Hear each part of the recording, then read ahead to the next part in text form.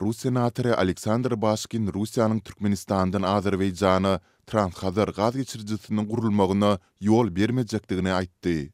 Bu barada Türkmen News neşri Astrahanyň Ast News web saýtyna salgylanyp 16 dekabrda habar berdi.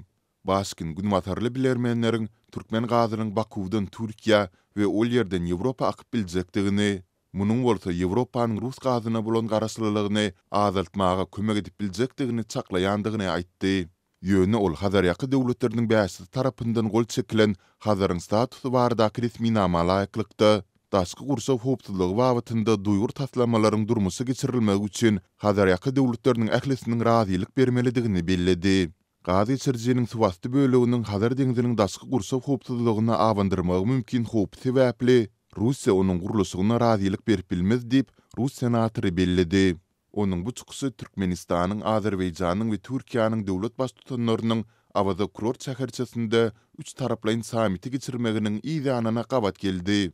14 dekabrda geçirilen samitde energetik hyzmatdaşlygyny üstürmek babatynda Türkmen gaz we Azeri hemde Türk energetika ministrlikleriniň arasynda ähtnama gol goýuldy.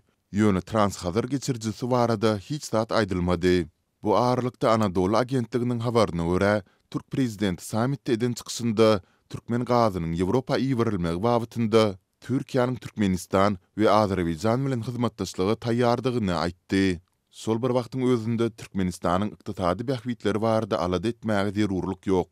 Bu dostlukly ýurtda öndürilen islendik gowrum Xitay, Hindistan we Russiýa tarapyndan dogly kabul edilip biliner diýip Bashkin belledi. Türkmen gazynyň Azerbaýjana iýberilmegine degişli taslamalar baradaky gurrunlar dünýäde we sebitde energetik üçinçiligi bilen bagly problemlaryň dowam edýän Türkmenistanyň ýiti ykdysady kynçylyklardan ejir çekýän mahalynda gün tertibine getirilýär. İýulyň başlarynda Aşgabatda sapar edip Türkmenistanyň prezidenti Serdar Berdimuhammedow bilen duşsun ýokary derejeli türk resmiýeti Türkmen gazyny Türkiýa eltmegiň 3 ugurunyň işlenip düzülýändigini we bu ugurdaky taýýarlyk işleriniň tamamlanyp barýandygyny aýdypdy.